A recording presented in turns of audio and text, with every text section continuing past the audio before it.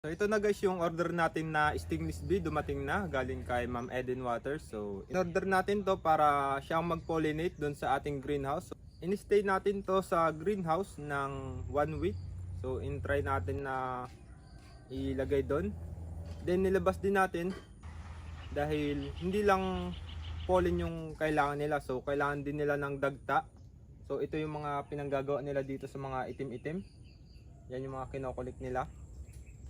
So ngayon is naglilinis na tayo sa loob ng greenhouse, tapos magre-replant tayo ng panibago din. Pag flowering season na, saka natin ipapasok yung stainless bee natin para mag-pollinate. So ganun yung gagawin nating setup. So pag walang masyadong makain sa loob is ilalabas natin. Then pag flowering stage na is ipapasok natin yung stainless bee natin.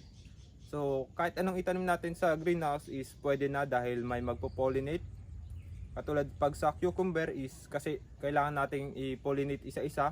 So kung may stainless bee tayo is wala nang problema.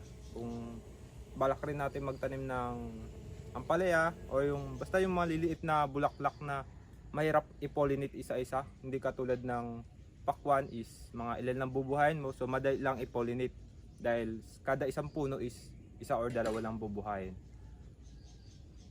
So pag meron tayong pollinator is walang problema kahit anong itanim natin. Itong bee na to guys is native. So hindi kailangang alagaan masyado, lagyan lang ng tubig, then meron silang mga makakain sa paligid is okay na. Katulad ng saging, kalamansi. Yung sa bulaklak ng mangga is marami rin ditong bulaklak ng mangga. Kaso nga lang di pa natin nakita na kung pinopollinate nila yon.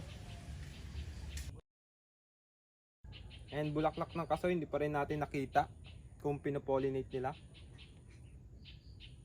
So ito guys, 6 to 1 year daw bago makapag-produce ng honey to. So okay lang kahit matagal dahil bonus na lang yung magiging honey niya. So ang main purpose talaga natin is mag-pollinate dito sa ating mga tanim. Ang tawag nila sa bee na to is lukot.